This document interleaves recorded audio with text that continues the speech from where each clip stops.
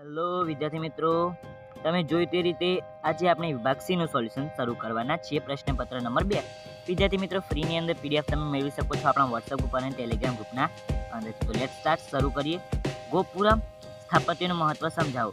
તો ગોપુરમ એટલે મંદિરનો મુખ્ય દરવાજો અથવા તો પ્રવેશ દ્વાર. વિદ્યાર્થી મિત્રો, એમસીક્યુની અંદર પૂછાય એવો પ્રશ્ન છે કે ગોપુરમ એટલે શું, અથવા તો તમને વિકલ્પો પણ આપી શકે કે ગોપુરમ એટલે કહીએ તો મંદિરનો દરવાજો એવો વિકલ્પ હોય, પછી મંદિર, ઓકે, એવા બધા ઘણા બધા વિકલ્પો તમને યુનિક વિકલ્પો આપી શકે. એટલા માટે તમારે અટવાવાનું નહીં. ગોપુરમ એટલે મંદિરનો મુખ્ય દરવાજો અથવા તો પ્રવેશ દ્વાર કહી શકાય. દક્ષિણ ભારતની અંદર પાંડવ શાસકોએ અનેક મંદિરો બનાવ્યા. તેમણે મંદિરોની બહાર ઊંચી દિવાલ તથા ઊંચા અને કલાત્મક દરવાજાઓ બનાવ્યા. ઓકે, મંદિરોની બહાર ઊંચા દિવાલો બનાવી અને ઊંચા કલાત્મક એટલે કે સરસ મજાના કંઈ ડિઝાઇનવાળા દરવાજા બનાવ્યા. આ દરવાજાઓ ગોપુરમ નામે ઓળખાયા. ગોપુરમ સ્થાપત્ય ઉપરથી અર્ધ ગોળાકાર હોય છે. કયા શૈલીમાં મંદિરો તેમના ભવ્ય ગોપુરમ માટે જાણીતા છે? વાક્યની અંદર કંઈ ભૂલ છે એટલે એ વાક્ય રહેવા દો. ઓકે, આગળ જોઈ લઈએ કે ગોપુરમ એ દક્ષિણ ભારતીય મંદિર સ્થાપત્યની એક વિશેષતા છે. મંદિરોને બદલે ભવ્ય, કલાત્મક અને સુશોભિત ગોપુરમના નિર્માણનું મહત્વ વધી ગયું. આજે પણ કાંચી અને મદુરાઈના મંદિરોના ગોપુરમ દૂરથી જોઈને કલા રસિયાઓ મુક્ત થઈ જાય છે. ગુજરાતની ગુફાઓનો પરિચય આપો. ગુજરાતમાં નીચેની ગુફાઓ આવેલી છે. જુનાગઢની અંદર 3 ગુફાઓ આવેલા છે. બાપા પ્યારાની ગુફાઓ, બાવો નહીં પણ બાપા પ્યારાની ગુફાઓ, કે ગુફા સમૂહ. એની અંદર આ ગુફાઓ બાવા પ્યારાના મઠ પાસે આવેલી છે. એ 3 હરોળની અંદર પથરાયેલી છે, તેમજ એક બીજી કાટખૂણે જોડાયેલી છે. પહેલી હરોળની અંદર 7 અને ત્રીજી હરોળની અંદર 5.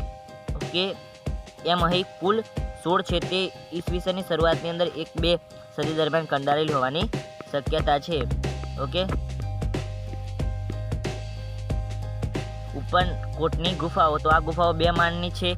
ઉપરના માળ પર જવા માટે પગથિયા છે. ઈસવીસન 2જી સદીના ઉત્તરાર્ધથી 4થી સદીના પૂર્વાર્ધ સુધી કંડારેલી હોવાનું મનાય છે. ખાપરા કોડિયાની ગુફાઓ અને કુંડ ઉપરની ગુફાઓ. તો આ ગુફાઓ ખંડેર હાલમાં છે.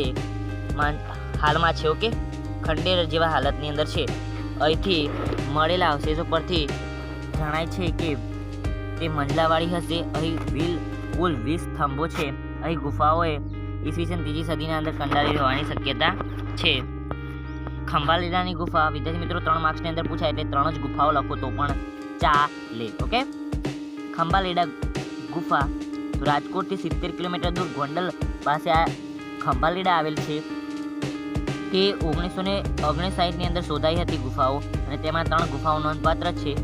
વચ્ચેની ગુફામાં સ્તૂપવાળું ચૈત્યગૃહ અને ગુફાના પ્રવેશદ્વારની બંને બાજુ વૃક્ષને આશ્રય ઉભેલા બોધિસત્વ અને કેટલાક ઉપાસકોની મોટી આકૃતિઓ આવેલી છે. ઓકે, આગળ જોઈ લઈએ તળાજા ગુફા.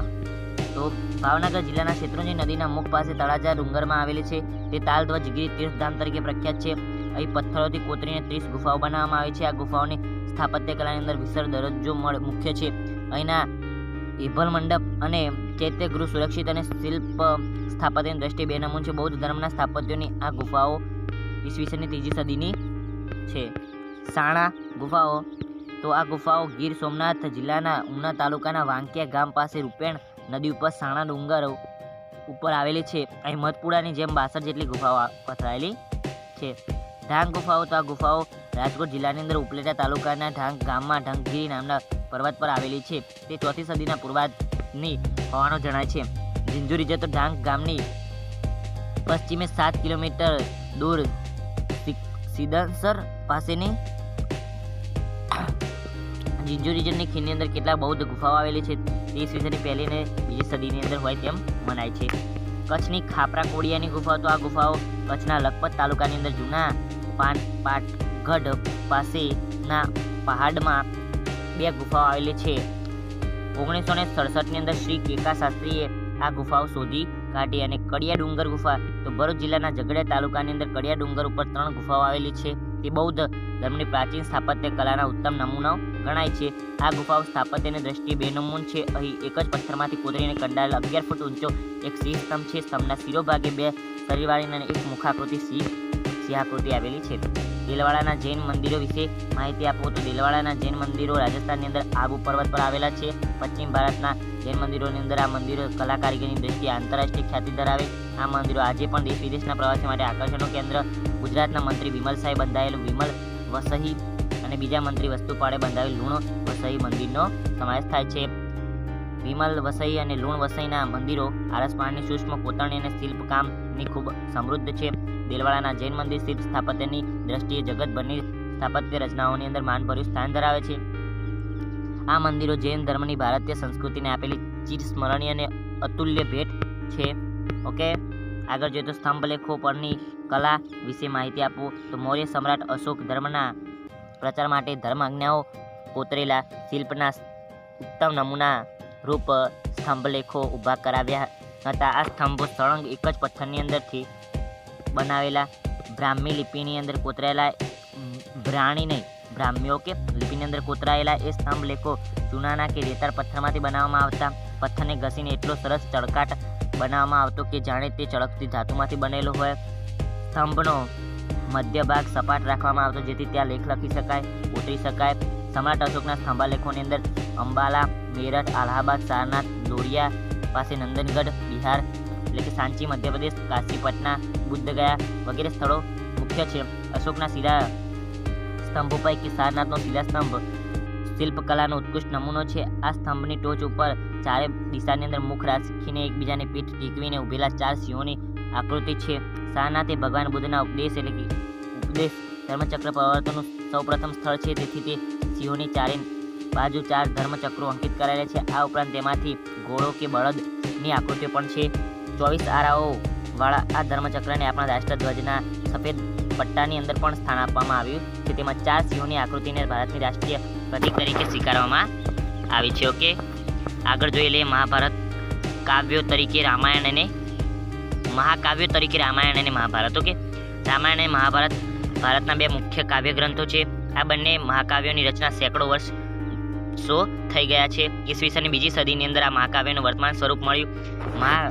મહાકવિ વાલ્મીકી રચિત કોના દ્વારા? યાદ રાખજો, મહાકવિ વાલ્મીકી રચિત રામાયણ એક મહાન સાહિત્ય કૃતિ છે. રામાયણ કોણે રચિતી? વાલ્મીકી. ઓકે, રામાયણ વાલ્મીકી રચિત. તે મહાભારત કરતાં ઘણું નાનું છે. તેમાં અયોધ્યાના રાજા રામચંદ્રના જીવન પ્રસંગોની કથા છે. તેમાં અનેક દિલચસ્પ ઘટનાઓ અને સાહસોનું વર્ણન છે. મુનિ વેદવ્યાસ વાલ્મીકીએ રામાયણ રચ્યું અને વેદવ્યાસે મહાભારત રચ્યું. વેદવ્યાસે શું રચ્યું હતું? મહાભારત. વેદવ્યાસે મહાભારત રચ્યું હતું અને વાલ્મીકીએ રામાયણ રચ્યું હતું. ઓકે, અને મહાભારતના લેખક કોણ હતા? એ તો તમને ખબર હોવું જોઈએ. મહાભારતના લેખક હતા ગણેશજી. ઓકે, લેખક ગણેશજી હતા પરંતુ રચનાર વેદવ્યાસ. ઓકે, વિશ્વનો સૌથી મોટો કાવ્યગ્રંથ છે. તેમાં લગભગ 1 લાખ શ્લોકો છે. મહાભારતનો મુખ્ય મુદ્દો કૌરવ અને પાંડવો વચ્ચે થયેલું યુદ્ધ છે. એ યુદ્ધ કથામાં અનેક નાની મોટી વાર્તાઓને જોડવામાં આવી. ભારતના અમૂલ્ય વારસાના સમાન શ્રીમદ ભગવદ્ ગીતા પણ મહાભારતનો જ એક ભાગ છે. હમણાં આવશે જે સ્વાધ્યાય પરિવાર છે એમને ખબર હશે કે એના બહુ રિલેટેડ ગીતા જયંતિ ઉજવવામાં આવે છે.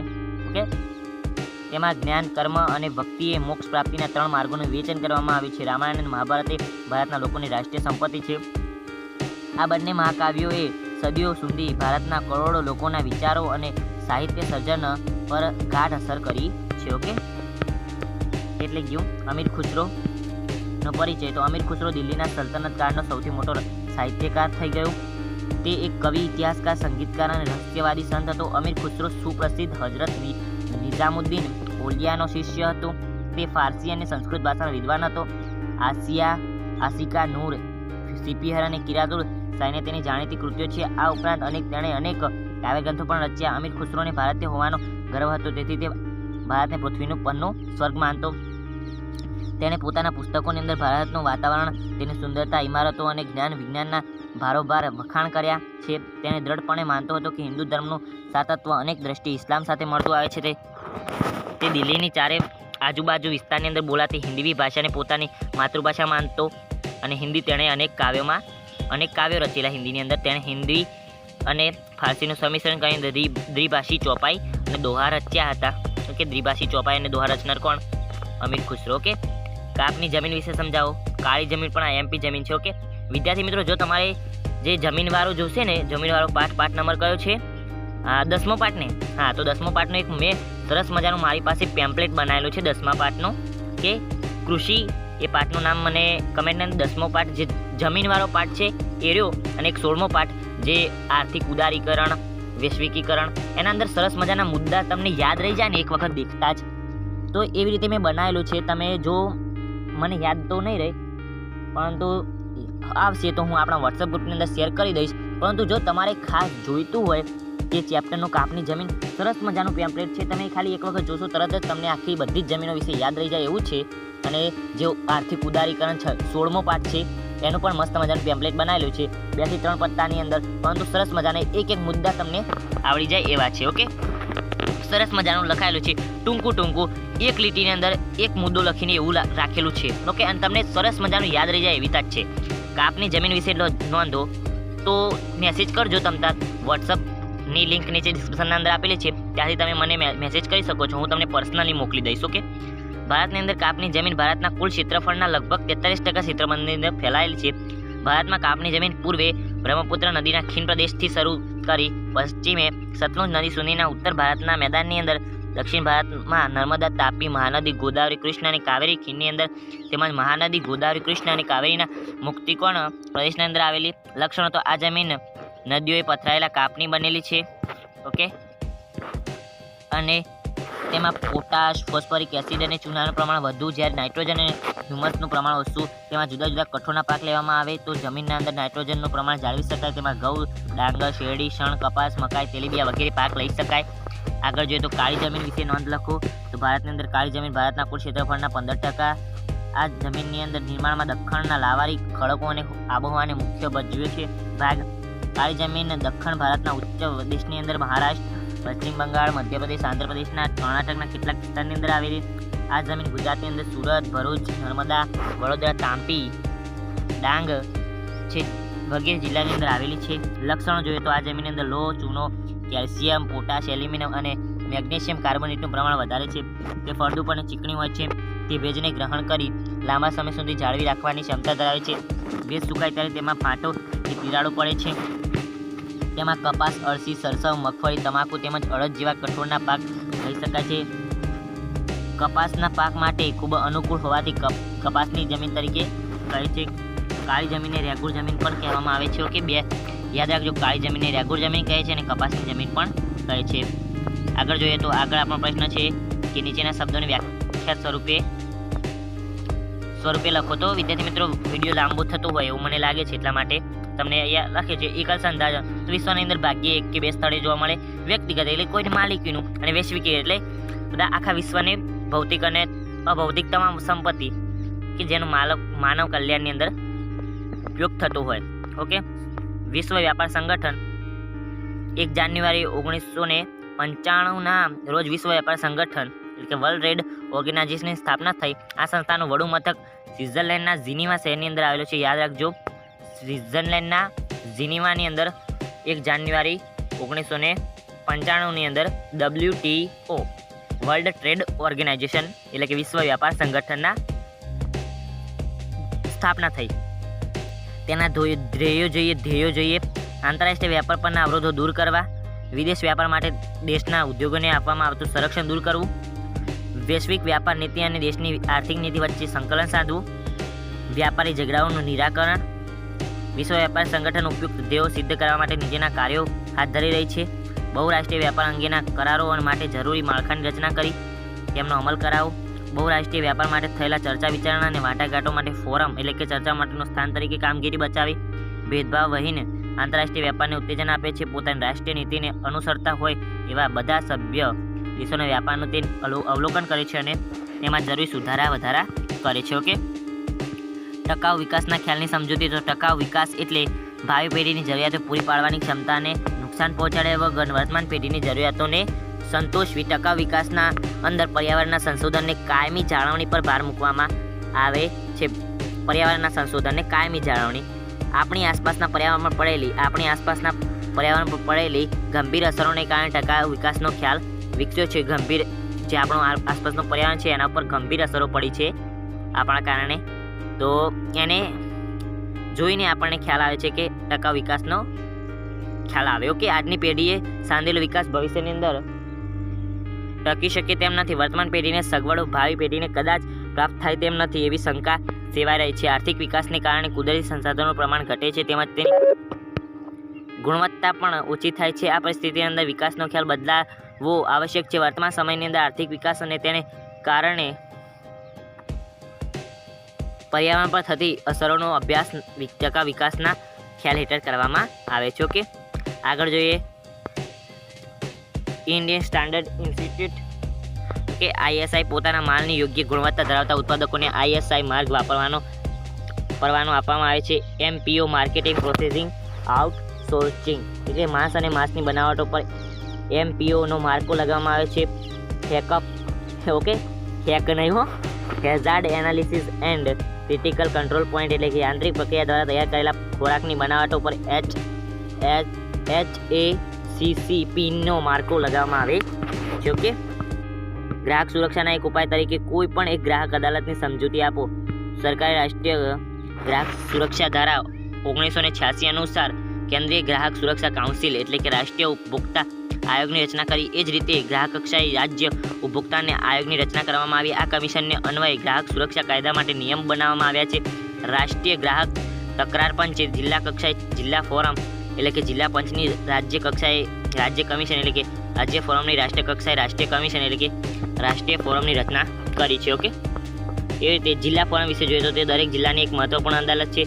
આજે સમગ્ર દેશના લગભગ 571 જિલ્લા ફોરમ કાર્યરત છે. તેમાં નિર્ધારિત ફી સાથે 20 લાખની રકમ સુધીના દાવા થઈ શકે. જિલ્લા ફોરમના નિર્ણયથી નારાજ થયેલ પક્ષકાર નિર્ણયની જાણ થયાના 30 દિવસની અંદર રાજ્ય કમિશન અંદર અપીલ કરી શકે છે.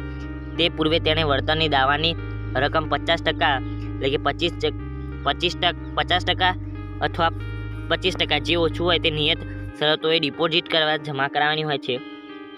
આ ત્રણેય અદાલતો પૈકી કોઈ પણ અદાલતે કરેલા હુકમનું પાલન ન કરનારને સજા અથવા તો દંડ કે બંને શિક્ષા થઈ શકે છે. ગરીબી રેખા એટલે કે BPL હેઠળની વ્યક્તિઓએ સિનિયર સિટીઝન અને વિકલાંગ વ્યક્તિઓની કેટલીક શરતોને આધીન ફી ભરવામાંથી મુક્તિ આપવામાં આવે છે. તેમને જિલ્લા મફત કાનૂની સેવા માર્ગદર્શન, કાનૂની સહાય માર્ગદર્શન અને વકીલની મફત સેવા પૂરી પાડવામાં આવે છે. ઓકે, આગળ ગ્રાહક સુરક્ષાના ગ્રાહક મંડળોની ભૂમિકા સ્પષ્ટ કરો. તો ગ્રાહકમાં જાગૃતિ લાવવા અને તેમને પ્રોત્સાહન આપવા તેમજ હકોની સુરક્ષા માટેના નીતિઓના ઘડતરની અંદર સરકારને મદદ કરવા સરકાર માન્ય તાલુકા, જિલ્લા, રાજ્ય અને રાષ્ટ્રીય કક્ષાએ ગ્રાહક મંડળો સ્થાપવામાં આવે છે. એના વિશે લખેલું છે. વિદ્યાર્થી મિત્રો, બધું વાંચીને સંભળાઈ જઈશું તો બહુ વિડીયો લાંબો થઈ જાય. ગ્રાહકનું શોષણ કઈ રીતે થાય છે જણાવો. 3 મુદ્દા લખવાના. ઓછું તોલમાપ, બીજું જોઈએ તો હલકી ગુણવત્તાવાળો માલ કે સામાન, વધુ કિંમત. ઓકે, માનવ વિકાસ આંકની ગણતરી કઈ રીતે કરાય તો લખે અપેક્ષિક આંક, પછી શિક્ષણાંક અને ત્રીજું છે કે આવકાંકો કે જીવન ધોરણ. એટલે આવી રીતે વિદ્યાર્થી મિત્રો લખેલું છે. પીડીએફની ચિંતા ના કરતા આપણા વોટ્સઅપ ગ્રુપની અંદર જોઈન થઈ જજો. ત્યાં તમને મોકલવામાં તો આવી જશે, પરંતુ જો તમે લેટ જોઈન થશો તો તમને નહીં મળે. તેથી વિનંતી છે કે ટેલિગ્રામ ગ્રુપના અંદર જોઈન થશો તો એટલું સારું, કારણ કે ટેલિગ્રામની અંદર અગાઉની ફાઇલો મૂકેલી પણ તમને દેખાડશે, જ્યારે વોટ્સઅપની અંદર એવી સુવિધા નથી હોતી, અગાઉની ફાઇલો નથી દેખાડતી. એટલા માટે ઓકે, મારે ફરીથી તમને ન મોકલવી પડે એટલા માટે. અને જો તમે વોટ્સઅપ ગ્રુપની અંદર જોઈન થવા માગો તો પણ તમારી ઈચ્છા. ઓકે, ત્યાં હું તમને મોકલી દઈશ PDF. આવજો, tata, good bye, take care, love you all.